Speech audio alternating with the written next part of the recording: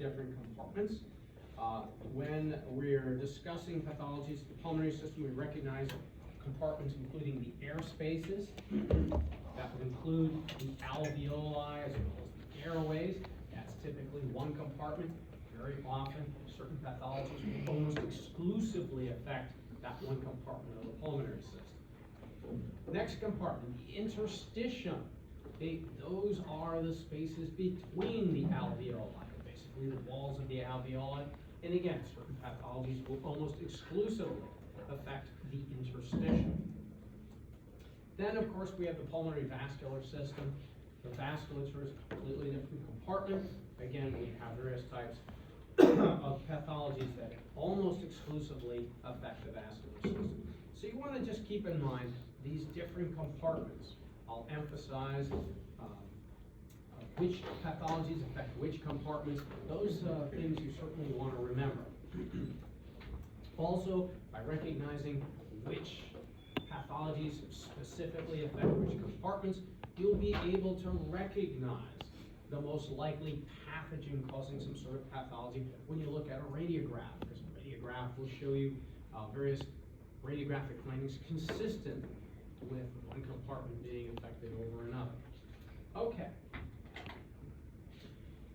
Let's take a look at overall at the respiratory tree. We've already introduced you to the basic anatomy of the respiratory tree. Of course, the airways begin with the trachea. The trachea divides into the main bronchi, the right and left bronchi. We said the bronchi will progressively ramify into smaller and smaller airways until finally we get to what we call the terminal bronchioles. Remember, the terminal bronchioles are the smallest of the purely conductive passageways. Most of the airways of the lung are lined by a pseudostratified ciliated epithelium that is incapable of supporting gas exchange. Its sole purpose is simply to conduct air down into the deeper portions of the lungs. Okay? The terminal bronchioles are the smallest of the purely conducting passageways. And recall, we generally designate each division of the respiratory tree with a generation number. At generation 0, starting with the trachea, generation 2 with the main bronchi, all the way down to the terminal bronchioles, which is around generation 15 or 16. After the terminal bronchioles, the airways start dividing into what we call hybrid airways. They're called the respiratory bronchioles. Respiratory bronchioles are called hybrid passageways because they both conduct air as well as supporting some degree of gas exchange. They're able to support gas exchange because they have some alveoli embedded in their walls, and of course it's the alveoli which allows for gas exchange between the blood and the air that's ventilating the lungs. Finally, the air is going to be delivered to the alveoli. The alveoli is the primary site where you have that gas exchange. We examined the anatomy of a terminal bronchiole, which is the smallest of the purely conductive passageways. This is an H&E stain through the lungs. You can see the alveoli here. They're in the air spaces. This is an air space that's simply filled with air. That's all you should see in an alveolus. Then you see the walls of the alveolus, the so-called interstitium. Okay? The wall of the alveolus, you can see that also looks pretty normal. Over here you can see a section through the smallest of the purely conductive passageways of the lung. This is a terminal bronchiole. You can see the lumen of the bronchiole here, and you can see the wall of the bronchiole here. Now, if you take a look at the different layers that comprise the wall of the terminal bronchiole, notice the first layer, that is the epithelium. The epithelium in the conductive passageways of the lung consists of a pseudostratified ciliated epithelium. And you can see that here. You've got pseudostratification of columnar cells, and you can see that there is a layer of cilia on the apical portion of the cell. And that cilia is designed, of course, to move mucus that layers the epithelium, move it up to the oral pharynx so that it can be swallowed and brought down to the stomach to be sterilized. That mucus generally traps a lot of adulterants. It has to be constantly turned over. It's moved up to the oral pharynx for that reason, and again, it's swallowed when it becomes adulterant. Okay, well, you'll notice that the epithelium is has a very convoluted architecture, up, down, That convoluted architecture allows for distension. Take a deep breath. The airways are going to distend. If it weren't for that convoluted architecture, the epithelium would tear. A couple other things to know about that epithelium. That is your first line of defense against bacteria. Any bacteria entering the airway will try to penetrate through the epithelium to the lung parenchyma. Often the respiratory epithelium can prevent the bacteria from penetrating and infecting the lung. It is your first line of defense against bacteria. Should that epithelium be compromised, for example, denuded, degenerated, then there's no first line of defense against bacteria. Any bacteria coming in here can easily slip through and infect the lung parenchyma. This can happen if some sort of respiratory disease compromises that epithelium. Subsequently, any bacteria that gets into the lungs will have a very easy time infecting the lung. Out here, you have the lamina propria. You can see lamina propria here. And over here, you see the muscularis mucosa. It's a layer of smooth muscle tissue that controls the caliber of the airway. Sometimes airways will constrict, sometimes they'll dilate. That is controlled by this smooth muscle. Okay, let's have a look at that respiratory epithelium. Again, the conductive passageways are lined by the pseudostratified ciliate epithelium. Here's a better look at it. So you can see the epithelium here. There's the lumen. And you'll notice that throughout the entire epithelium, you've got these columnar cells that kind of look like the nuclei are in different layers. They're actually just staggered cells, and that's why they are not truly stratified. We call them pseudostratified. Okay? All these different columnar cells have cilia. Next to them, you'll see these other cells that don't stain very well. Those are goblet cells. Their function is to produce mucus. Extrude the mucus on the surface of the epithelium, coating that layer of cilia. Mucus can entrap any kind of adulterants, dust, mites that get into the lung, and the cilia will move that adulterated mucus constantly up to the oropharynx. There's new mucus constantly being produced. It gets dirty, it's moved up to the oropharynx, we swallow it and get rid of it. And that's how the lung keeps itself clean. Lung parenchyma. Again, here's a standard H&E stain of the lung parenchyma. You've seen this before as well. You can see we've got a number of different airways here, and we've got the alveoli out here. Taking a look up here, you can see the smallest of the purely conductive passageways in the lung. That's the terminal bronchiole. That's going to conduct air into our respiratory bronchioles, which are hybrid passageways. You can see most of their wall is lined by the same pseudostratified ciliate epithelium that lines the terminal bronchiole, except occasionally you can also see you've got alveoli embedded in the wall. And those alveoli will support gas exchange. And as a result, you have a bronchiole like this. It both conducts as well as supporting some degree of gas exchange. They're referred to as hybrid passageways. So those are the respiratory bronchioles. From there, air goes in the alveolar ducts, sacs, and then again the individual alveoli that you can see there. And this is a normal alveolus. Remember, in the alveolus you should have nothing but air. There's the wall. You note that the wall of the alveolus is very thin. Within the wall you find the pulmonary capillaries. Pulmonary capillaries are close proximity to the alveolar space. The closer they are to the alveolar space, the easier it is for gases to diffuse across the capillaries into the alveolar space, and from the alveolar space into the capillaries. Now you should remember the delicate architecture of those alveolar walls, nice and thin. Many pathologies will cause those alveolar walls to thicken. If they thicken, then the capillaries are brought farther away from the alveolar space, and it makes it more difficult for gases to diffuse. And ultimately, the gas diffusion capacity of the entire lung can be compromised. Okay. Taking a closer look at the alveolus, ultra-thin section. Again, we can see the architecture of an alveolus. There's an alveolar space there. There's another alveolar space, another alveolar space. In between the alveolar spaces, you have walls of the alveoli. This is what we refer to as the interstitium. So when I'm speaking of airspace, I'm referring to that.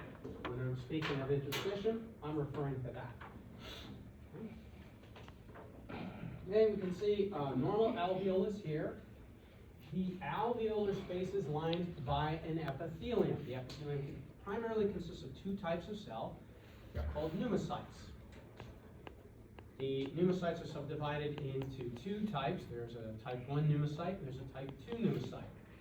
Most of the surface area of the alveolus is lined by type 1 pneumocytes. Type 1 pneumocytes are very flat squamous cells. You can see one right there. Here's a type 1 pneumocyte. The type 1 pneumocyte occupies most of the surface area of the alveolus.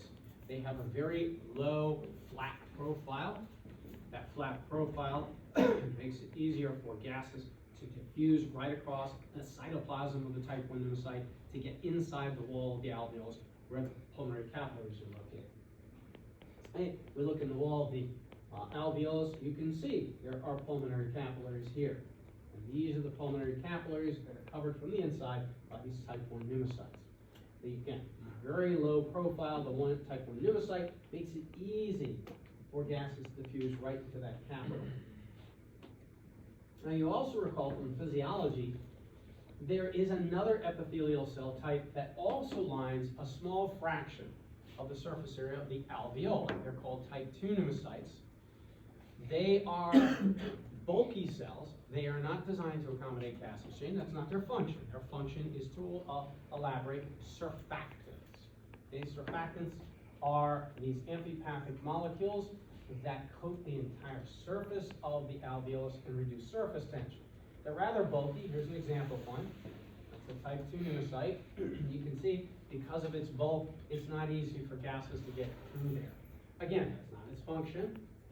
Its main function is to produce these surfactants. You recall the surfactants are designed to reduce the surface tension along the surface of the alveolus. This reduction of surface tension allows all the alveoli to evenly inflate. Take a deep breath, all the alveoli will inflate, more or less evenly. If there's a reduction in surfactant production, then some alveoli will hyperinflate when you take a deep breath, other alveoli will not inflate at all. And that would be, of course, an inefficient use of all of our alveoli. So we have this surfactant coating the interior of the alveolus to make sure all the alveoli inflate evenly. Okay, now, we've got the pulmonary capillaries embedded in the wall of the alveolus, the interstitium. That's where they're located. We have to get gas from here to get into that pulmonary capillary. Ultimately, in order to go from the alveolar space into the pulmonary capillary, the gases are going to have to diffuse across 3 layers of tissue. Collectively, those 3 layers of tissue are referred to as the gas diffusion barrier. And we talked about this in physiology. This is a transmissional electron micrograph of a section through that gas diffusion barrier. So over here you can see the airspace. That's the alveolar space right there. And over here you've got the lumen of the pulmonary capillary, and there happens to be a big RBC sitting there in the lumen. Okay. In between the blood and the airspace are a series of 3 layers of tissue. You can see them right there. 3 layers of tissue. Those 3 layers of tissue constitute the barrier for gas diffusion. So it's called the gas diffusion barrier, collectively. Okay, these different layers come from different cells. This first layer you see here is actually the cytoplasm of the type 1 pneumocyte. Now, the type 1 pneumocyte layers most of the surface area within the alveolus. So if any gases are going to get through the wall of the alveolus, it's first going to have to penetrate the cytoplasm of the type 1 pneumocyte. As you can see, it is pretty thin. It's very thin. Next layer that gases would have to penetrate is the basement membrane the type 1 pneumocyte sits on. Now the basement membrane itself has individual layers, but we're not going to discuss those we just include the basement membrane as a single layer. You know, epithelial cells generally sit on basement membranes. The type 1 pneumocyte is no exception. It sits on a basement membrane. Also, the basement membrane is very thin. The third and final layer, which gases will diffuse, is the cytoplasm of the endothelial cell. The endothelial cell occupies the entire surface area of the vascular compartment. So if you're going to get any kind of gases from here into the blood, ultimately it's going to have to go through an endothelial cell. And it goes through the cytoplasm of the endothelial cell here. And once again, you can see it is not very thick at all. Altogether, the thickness of these three layers is something around 300 nanometers, 400 nanometers. It's not very thick at all. Gases usually have no problem getting right through there. And you recall, 300 nanometers is a fairly short distance. If you were to think about it in terms of spectrums of light, that would be in the range of the wavelength of ultraviolet, long wave UV. So it's a very small distance.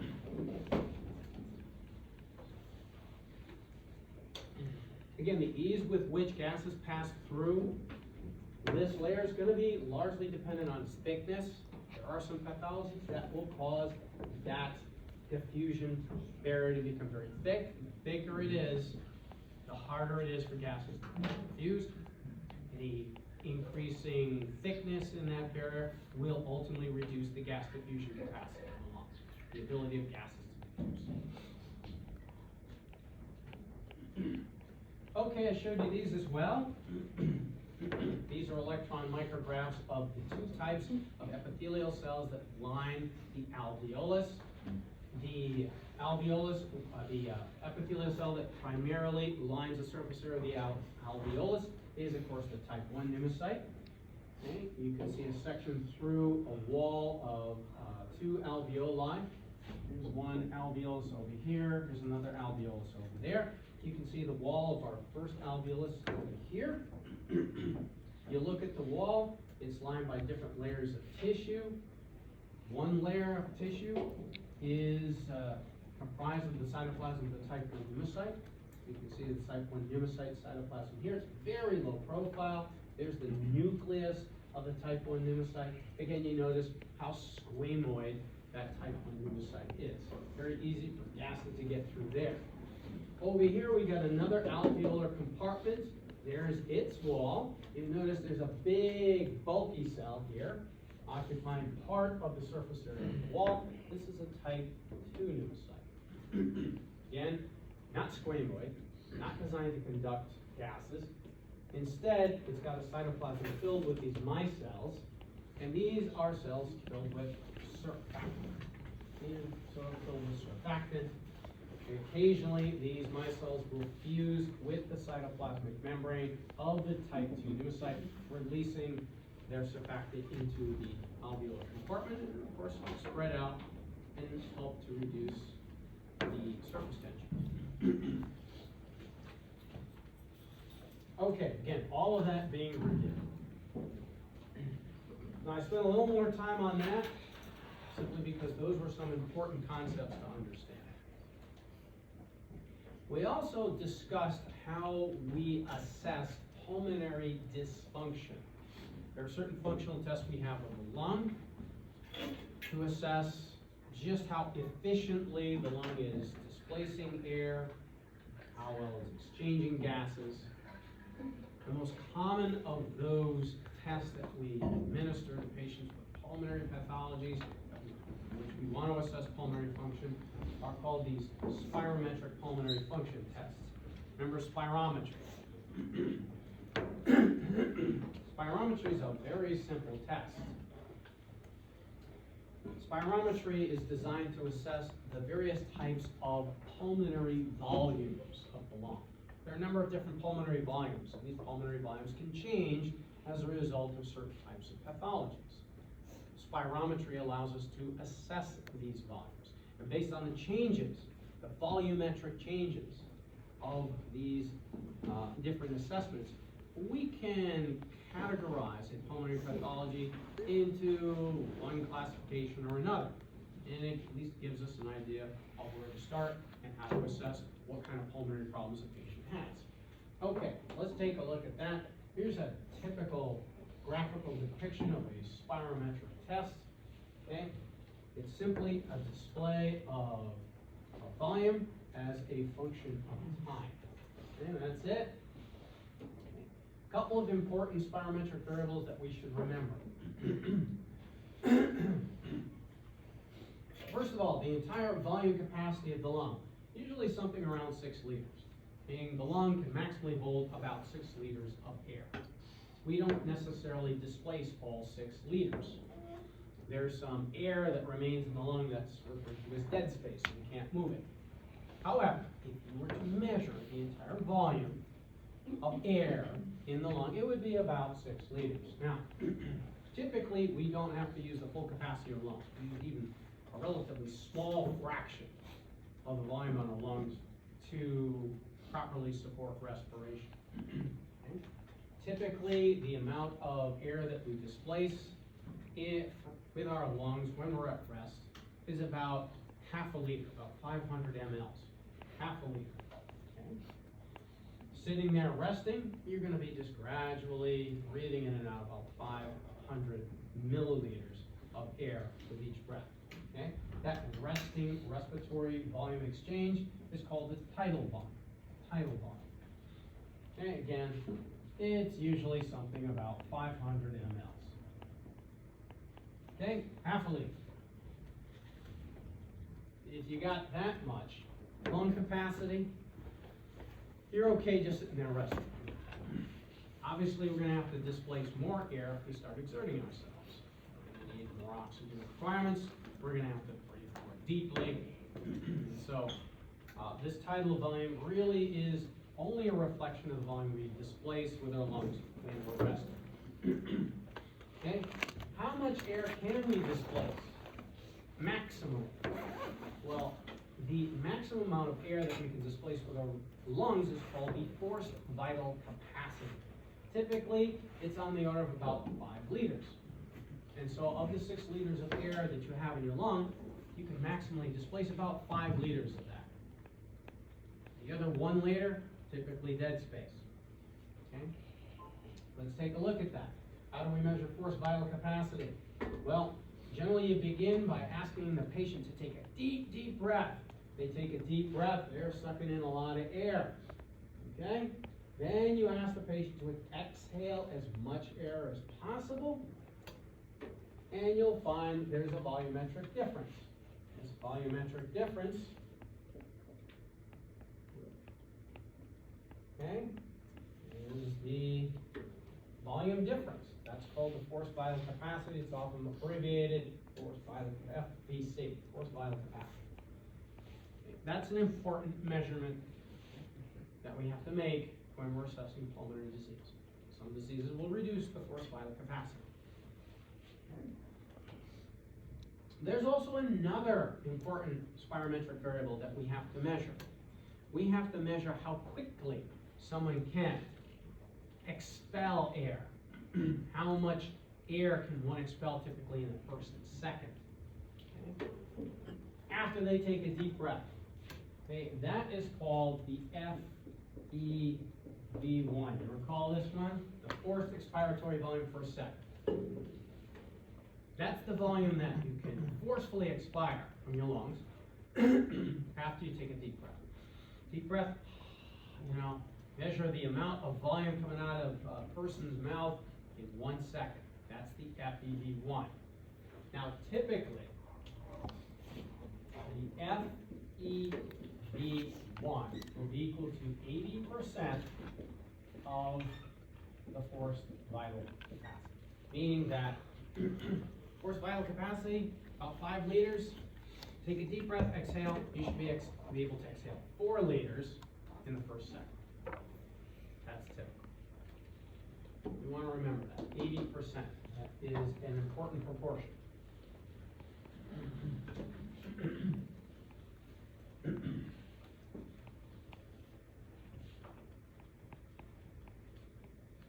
Okay, any questions on that?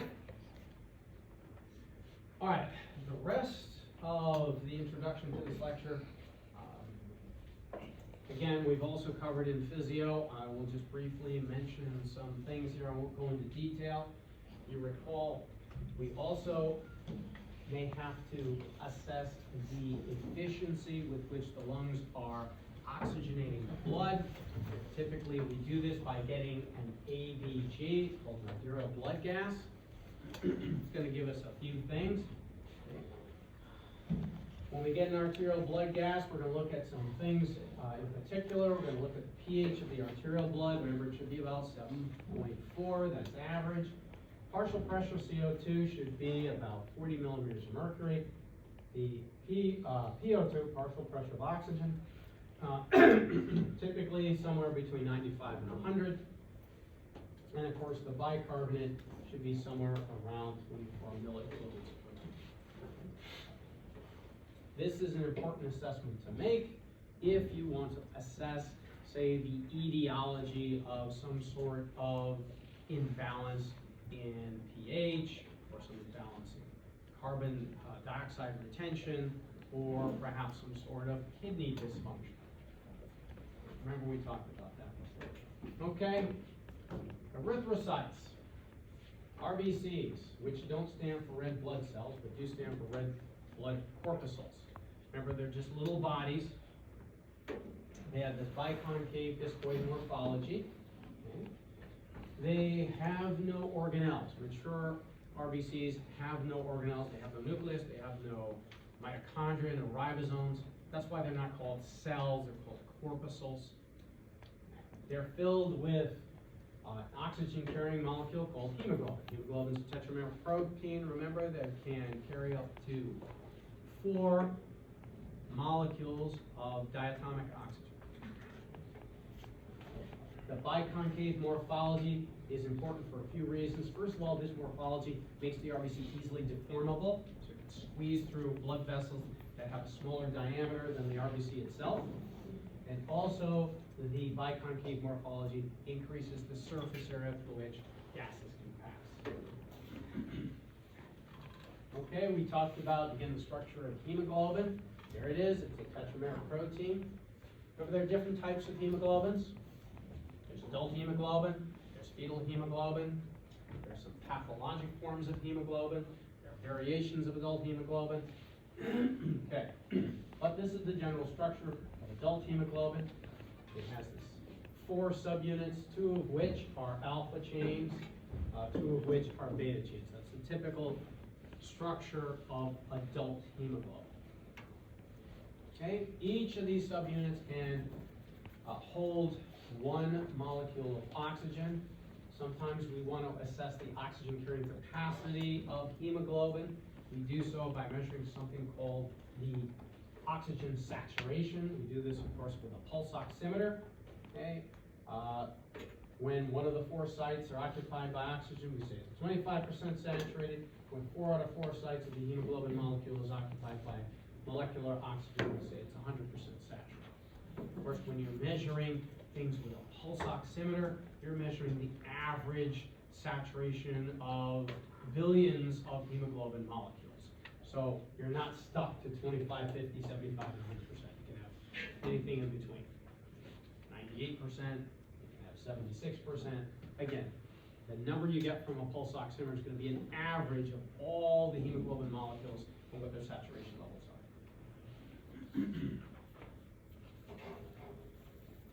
Okay, there's the molecule. Again, globular protein.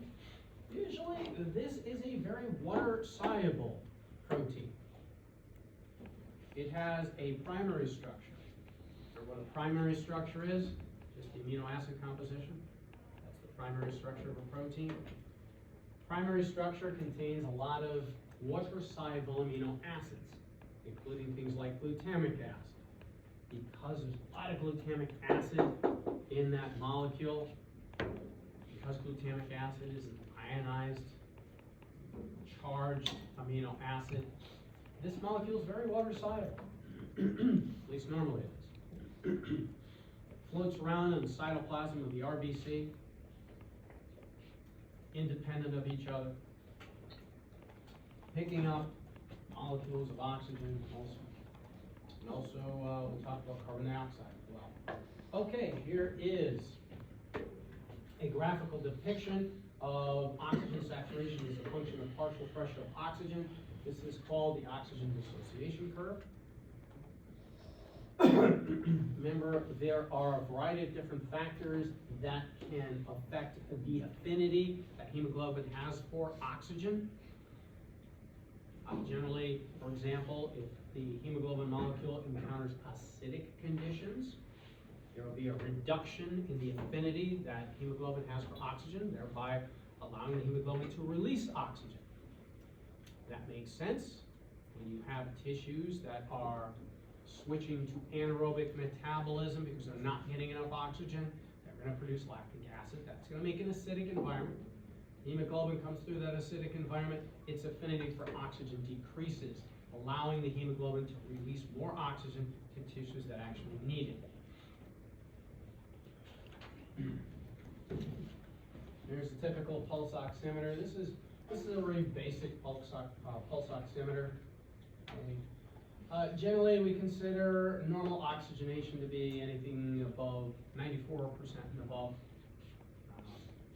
oxygenation.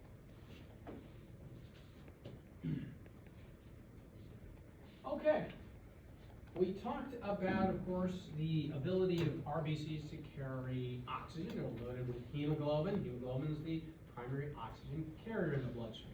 You need hemoglobin to carry oxygen because the plasma in raw form is not capable of carrying enough oxygen to satisfy the requirements of your end organs. Oxygen is not soluble enough in plasma in order to sufficiently carry enough oxygen to satisfy your end organs. So you need this specific carrier molecule of oxygen. That's hemoglobin. How about carbon dioxide? You got to move carbon dioxide too. You recall there are three primary ways in which carbon dioxide is moved through the blood, one of which actually involves hemoglobin and the RBC. Okay, let's take a look at this. These are some of the mechanisms whereby carbon dioxide is transported. Carbon dioxide is a little more soluble in plasma than oxygen, and so you can take advantage of that. About 10% of CO2 is directly dissolved in the plasma. You don't need anything else to carry that CO2. It's just sitting there in the plasma. Gets to the lungs, you can blow it right off. 30% of CO2 you recall, is carried in the form of a carboamine. That is 30% is bound to a protein. That protein is largely hemoglobin. Carbon dioxide will bind to the amino end of the hemoglobin molecule, and it simply stays there until it's brought to the lungs, and then of course it dissociates again and it's blown off. Okay, that counts for about 40% of the CO2. The last 60%, the balance of the CO2, is carried in the form of bicarbonate. There are a whole series of reactions that we went over last semester that are capable of converting CO2 into bicarbonate. Remember, the principal enzyme involved in that is carbonic anhydrase. So this accounts for all of the carbon dioxide, pretty much all the carbon dioxide that's transferred through the bloodstream. Okay, any questions on that? Again, that's all review. Okay, some pretty important concepts to remember. That's why I took the time to remind you. All right, that's the case. Let's take a look at some pathologies. In fact, I think we even went through some of these pathologies in physiology, just to get an idea of how to apply some of these basic tests and basic science concepts. We started off with anemia. And different types of anemias. We're going to go into different types of anemias in pathology. We're going to look at a little more detail. One of the anemias that we encounter is something called sickle cell anemia. Sickle cell anemia is a genetic disease. It's caused by a defect in the gene that codes for the beta subunit of adult hemoglobin. A mutation occurs in that beta subunit gene that changes one amino acid. The nucleotide sequence of the gene usually encodes for a glutamic acid, which is a very water-soluble amino acid. And by incorporating that water-soluble amino acid in the beta globulin subunits of hemoglobin, it makes the hemoglobin molecule very water-soluble. So you've got glutamic acid, in the hemoglobin molecule. Hemoglobin molecule is very water-soluble. However, due to a mutation in the gene that codes for the beta subunit, that glutamic acid is changed to a valine, which is not a very water-soluble amino acid. It's got an aliphatic side chain. It's got a hydrocarbon chain. And that valine is about as water-soluble as oil is in water. And now you got a valine in the hemoglobin molecule. Hemoglobin's not as water-soluble. Under some circumstances, it's water-soluble enough. But under others, it's not water-soluble at all. And because it's not water-soluble, and it has a very kind of hydrophobic valine that's not water-soluble, the hemoglobin molecule kind of wants to aggregate. And as a result, under certain circumstances, the hemoglobin molecule with this defect will polymerize.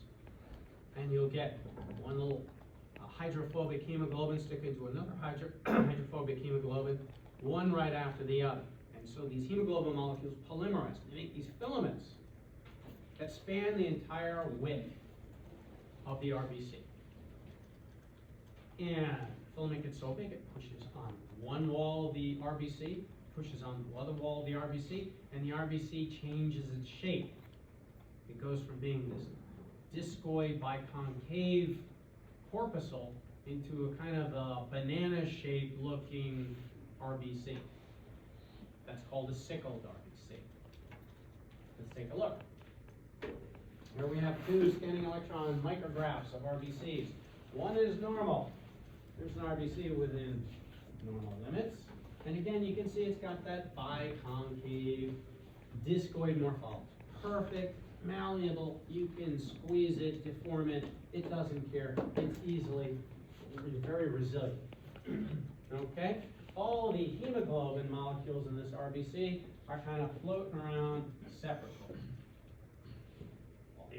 All the hemoglobin molecules, nice water soluble because they have glutamic acid. Over here, you've got an RBC that's sick. It's called a dipranocyte when it's in this form. This RBC has lots of hemoglobin molecules that are not very water soluble. They're stuck together and polymerized, and they've deformed the whole RBC, pushing one end, pushing another end, causing what we call sickling. And this is all because the hemoglobin molecule is a mutation in it, causing it not to be very water soluble. It's not water soluble. It doesn't want to remain solubilized in the aqueous environment of the RBC. It would instead like to aggregate, and it polymerizes. Just like a lot of fatty molecules do in an aqueous environment. They just want to aggregate. And that's exactly what the hemoglobin molecule does when it is not water soluble enough. Questions on this? Okay, well, we got a few problems with an RBC that has that morphology. First of all, it's not very malleable. You can't deform it very well. It's kind of stiff. Well, something like that's going to get stuck in small blood vessels. And it's going to occlude small blood vessels. And it's going to cause infarcts. It's going to block those small blood vessels.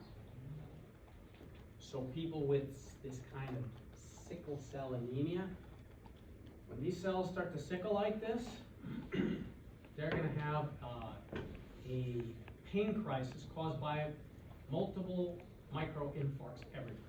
Muscle, other tissues, and they develop a lot of pain. When this happens, we call it a sickle cell crisis. That's one big problem. Another big problem, that RBC and the hemoglobin that's abnormal doesn't carry oxygen very well. So the oxygen carrying capacity of the blood is actually compromised. And there's one more problem. spleen likes that RBC. The spleen does not like this RBC. Spleen will leave this one alone. The spleen will destroy this one. And so as cells sickle, the spleen will take them out of the circulation, destroy them. And as a result, the mass of RBCs in the bloodstream will decrease. That's where the anemia comes in. That's why people with sickle cell anemia develop an anemia. It's actually the spleen that takes the RBCs out. The spleen can be such a big problem, taking out blood cells, that we need to give these people transfusions. The only way to stop it is to remove the spleen. And so people with sickle cell disease, they often get splenectomies. Sometimes they give themselves splenectomies. These cells sickle in the spleen and they infarct the spleen, and the spleen eventually degenerates. We call that an autosplenectomy. Okay, any questions on that? Okay, why don't we take a break here, and then we're going to go through the genetics.